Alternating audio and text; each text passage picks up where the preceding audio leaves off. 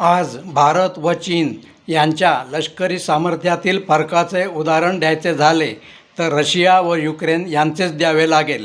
हे उदाहरण फक्त आधुनिक शस्त्रास्त्रांच्या संख्येतील फरकाबद्दलचे आहे हे सर्वांनीच लक्षात घ्यावे.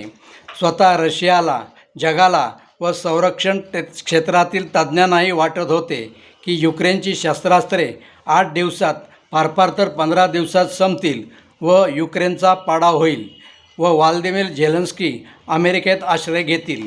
पण तसे काहीही झाले नाही.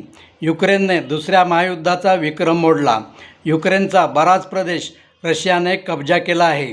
4 वर्ष होऊन गेली. युक्रेन अजून उभाच आहे, लढतो आहे. हे कसे घडले? अमेरिका व इतर नाटो देश व काही युरोपियन देश अशा 30-32 देशांनी युक्रेनला सातत्याने शस्त्रास्त्रांचा पुरवठा केला. अमेरिकेने सुरुवातीला प्रत्यक्ष पुरवठा केला व नंतर ट्रम्प अध्यक्ष झाल्यावर अप्रत्यक्ष शस्त्रास्त्रे पुरवली. म्हणजे अमेरिकेकडून नाटो देशांनी शस्त्रास्त्रे विकत घेऊन ती युक्रेनला पुरवली. म्हणून आजही युक्रेन लढत आहे. त्याच्या तुलनेत भारताची अवस्था काय आहे हे पुढील माहिती सत्रात पाहू. जय हिंद.